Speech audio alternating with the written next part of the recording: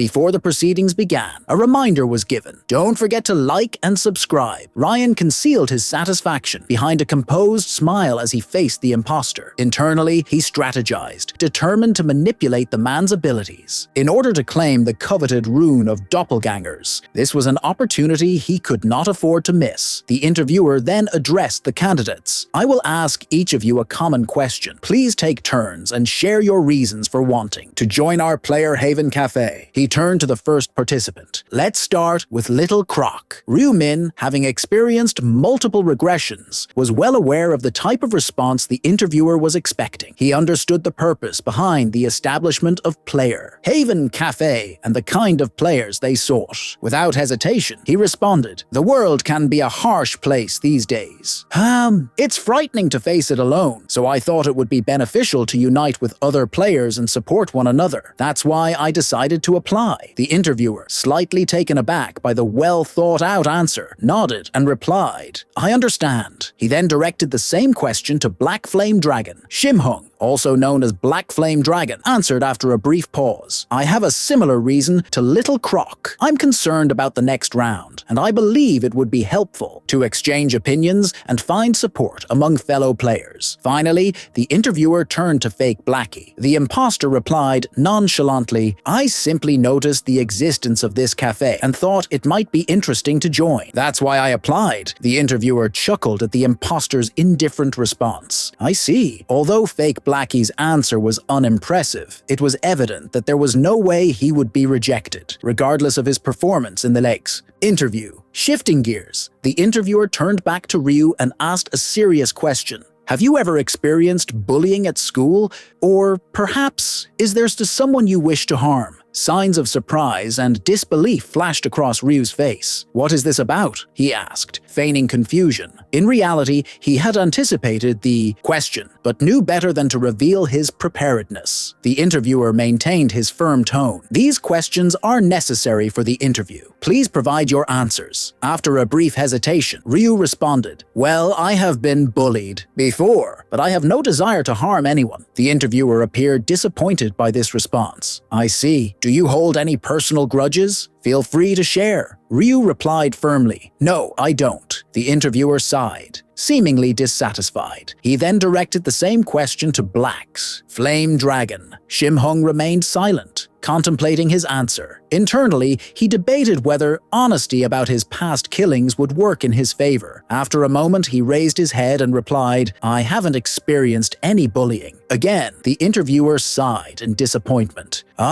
So there's nothing." Turning to Black Scythe, the interviewer asked, "And what about you? Do you have a desire to harm someone?" Black Scythe narrowed his eyes, his tone laced with skepticism. "Why? Do you want me to kill someone for you? What's the reason behind these meaningless questions?" The interviewer's eyes widened in amusement before he broke into a sly smile. "Oh, how did you figure it out?" "That's right.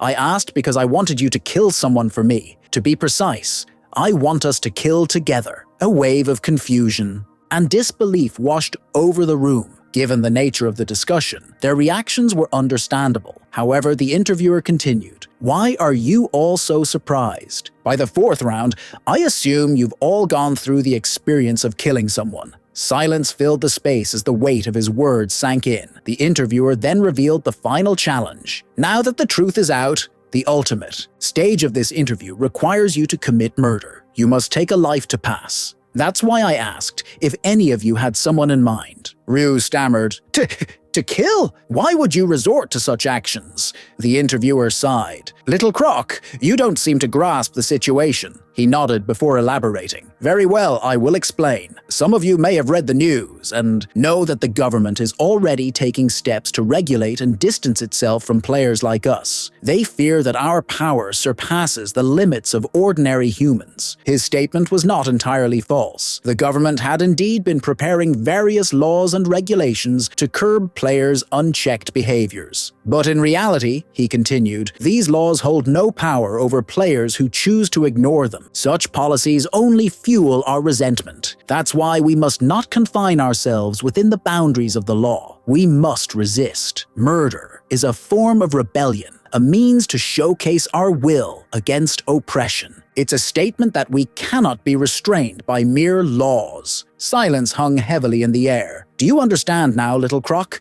The interviewer asked. Ryu hesitated before responding. Yes. Black Flame Dragon then spoke up. But what if we don't have anyone worth killing? How will we proceed? The interviewer's expression darkened into a chilling smile. There's no need to worry about that. We have already identified suitable targets in anticipation of this very moment. Ryu opened his mouth to protest. Nevertheless, taking the lives of innocent civilians feels. But he stopped himself. The interviewer interjected. Don't fret. The targets I've selected are criminals, so there's no need for you to bear the weight of a guilty conscience. Of course, as players aspiring to lead the world, you must possess a heart as resolute as black scythes. At that moment, Black's Flame Dragon asked, "Who are we going to kill?" The interviewer smirked. Originally, if any of you had someone you wanted eliminated, I would have made them the target. But since none of you have such a person in mind, we're left with no choice but to abduct a pre-selected target. Abduct, Black Flame Dragon repeated in astonishment.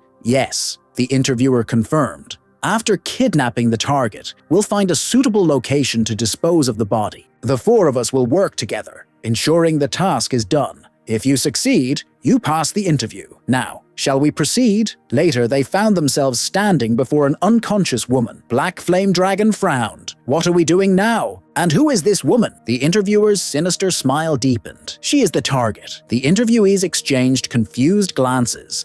The woman lay motionless beside them, seemingly in a deep slumber. Ryu hesitated. But you mentioned targeting a criminal. The interviewer nodded. Yes, that's correct. She is a fraudster, a snake who was recently released from prison after laundering her identity. Black Flame Dragon and Black Scythe feigned surprise, pretending they had been deceived. But Ryu saw through their act. He understood the truth. The manager was manipulating them into murdering an innocent person. It was all part of a ploy to entangle them in a crime, making it impossible for them to back out later. As Ryu processed this, the interviewer's wicked smile returned. Does anyone want to have some fun first? It would be a shame to just kill her like this. The imposter smirked. Do you have something in mind? The interviewer's voice turned menacing. Well, if we're going to kill her anyway, why not enjoy ourselves first? Ryu stepped forward, his expression unreadable. Black Flame Dragon sighed and stepped back. Just a moment, Ryu said. May I go first? The interviewer laughed. This is amusing. I didn't expect someone as shy as you to volunteer. Is it your first time? Yes, Ryu replied. The interviewer turned to the imposter. Would you mind letting little Croc go first? It's his first time after all. The imposter smirked. Fine,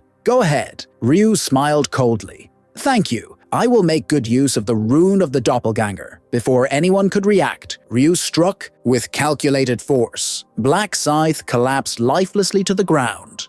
Don't forget to like and subscribe.